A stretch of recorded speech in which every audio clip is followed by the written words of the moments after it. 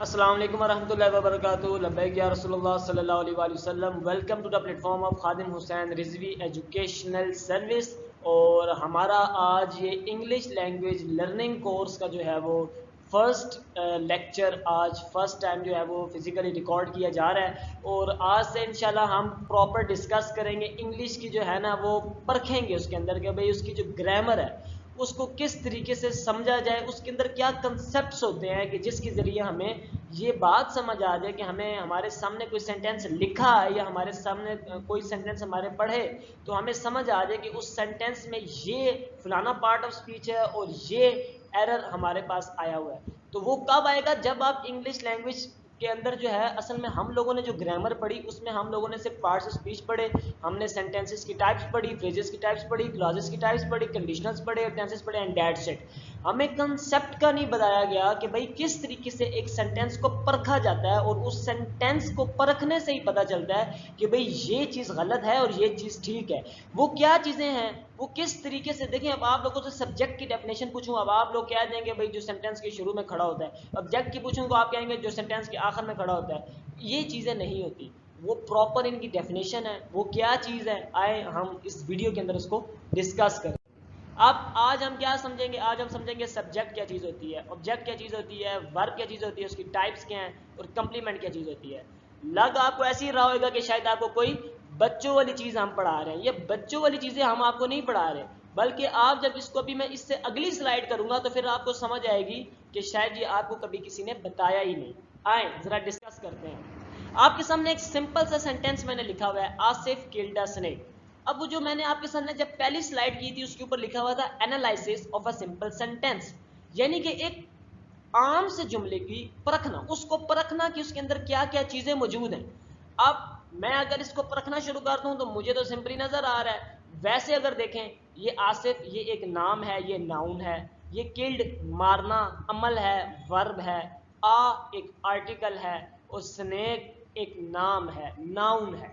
لیکن یہاں پہ سبجیکٹ کیا ہے, آبجیکٹ کیا ہے, ورب کیا ہے؟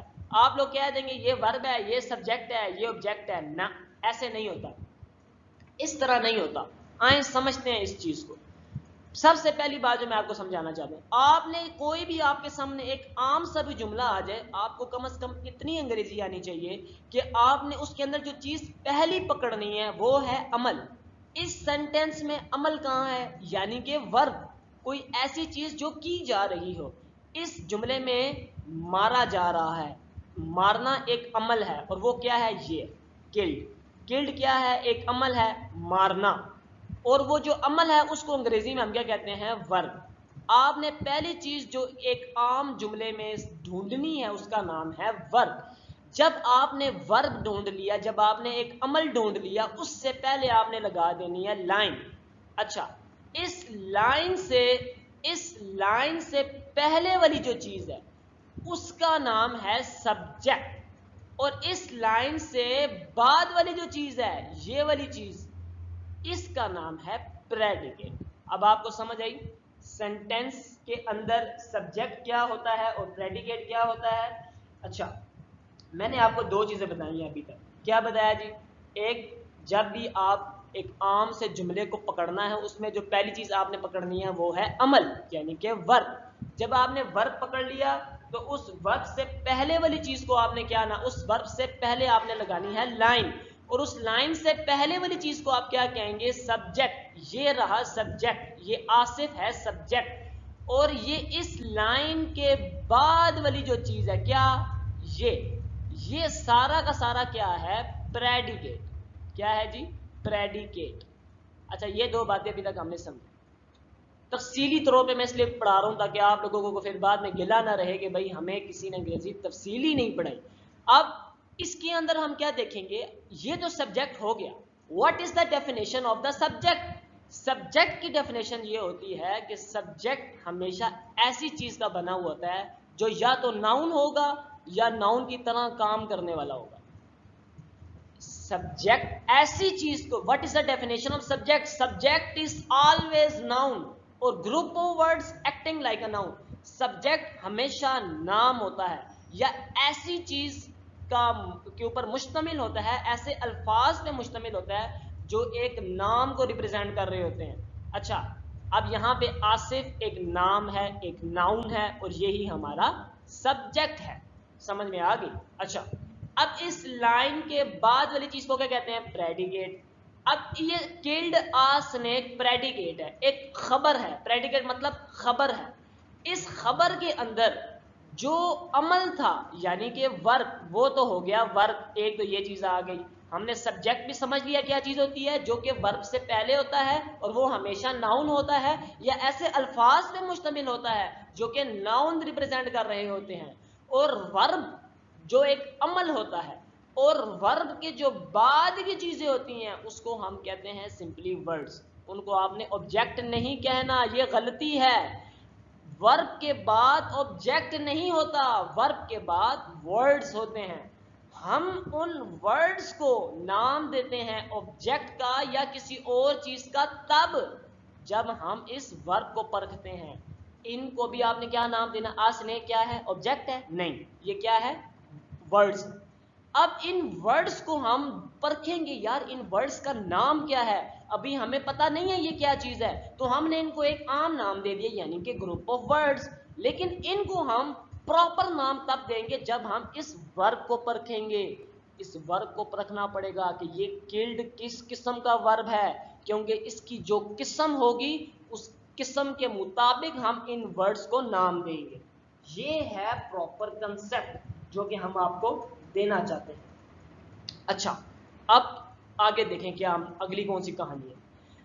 اگلی کہانی یہ ہے کہ اب آپ نے اس ورب کی قسموں کو لے کر آنا ہے. اس ورب کی ہوتی ہیں دو قسمیں, ایک ہوتا ہے فعل معروف, ایک ہوتا ہے فعل مجہول.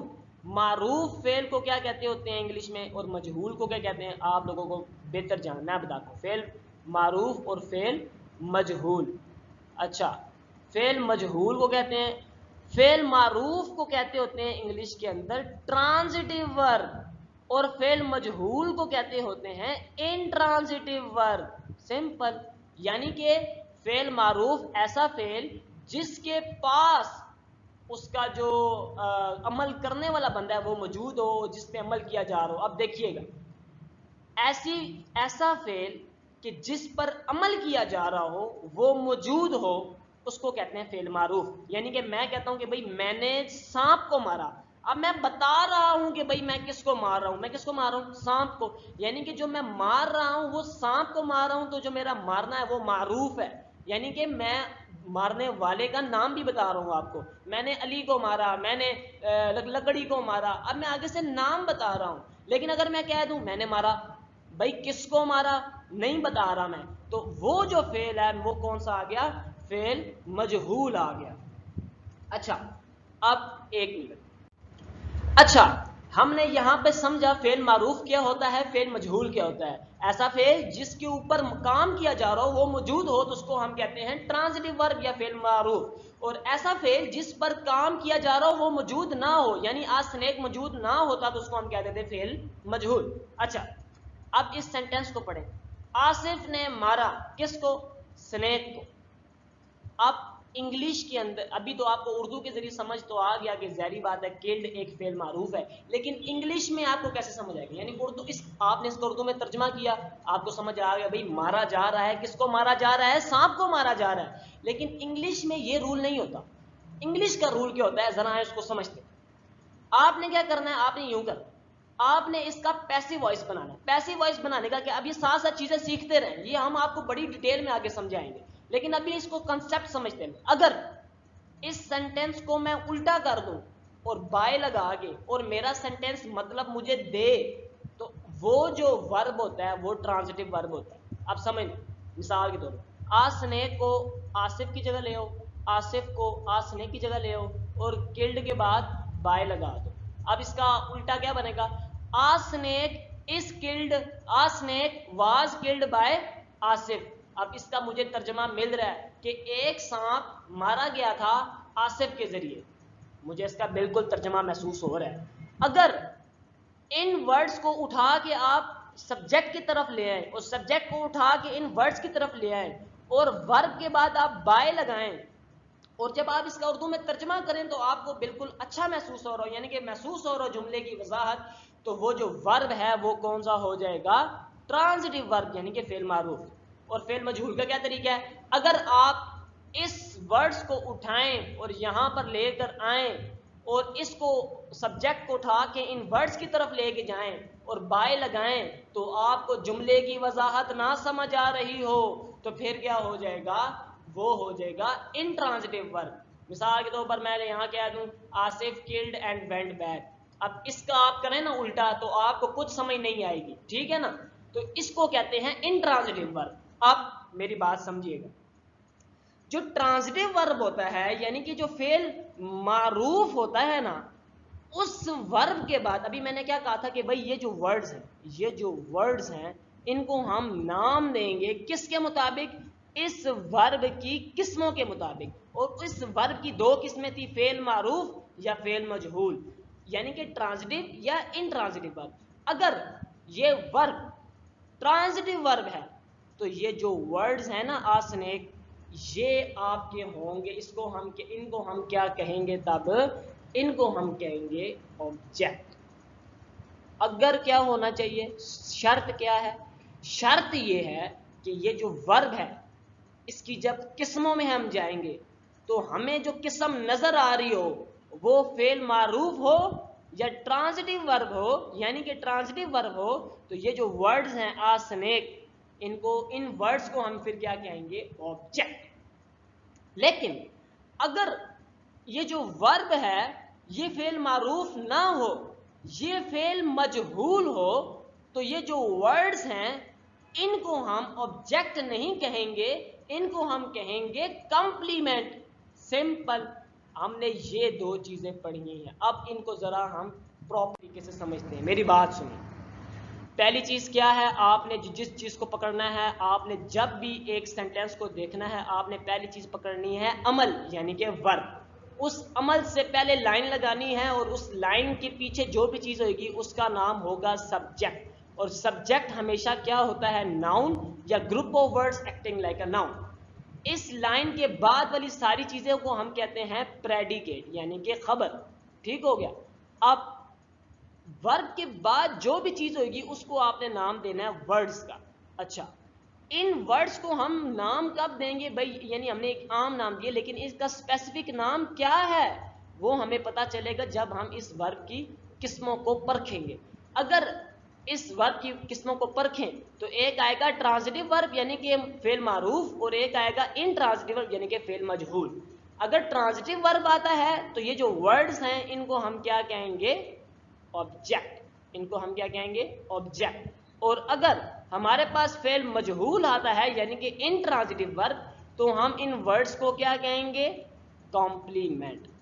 ٹھیک ہو گیا؟ اب ہم نے ابھی تھوڑی سی کہانی اور بھی سمجھنی ہے کہ کمپلیمنٹ کیا چیز ہوتی ہے اور آبجیکٹ کی آگے سے کون سی قسمیں ہوتی ہیں، لیکن ابھی تک آپ لوگوں کو اگر اتنا سمجھ میں آ گیا تو ہم جو آگے کی ویڈیو ہے وہ اس کے آگے ڈسکس کریں گے، کیونکہ آبجیکٹ کی آگے سے دو قسمیں ہوتی ہیں، ڈائریکٹ آبجیکٹ، انڈائریکٹ آبجیکٹ، اور کمپلیمنٹ کی بھی آگے سے قسمیں ہوتی ہیں، subject complement and object complement. لیکن ابھی آپ کو اتنا ہی پڑھا رہے ہیں تاکہ آپ کے اندر پہلے یہ سمجھ آ جائے۔ اب آپ نے اپنے سامنے سینٹینسز رکھنے ہیں، سمپل سینٹینسز رکھنے ہیں، اور ان کو آپ نے سمجھنا ہے کہ بھئی یہ آبجیکٹ ہیں یا یہ کمپلیمنٹ ہے، اور جو ورب ہے وہ ٹرانزٹیو ہے یا انٹرانزٹیو ہے۔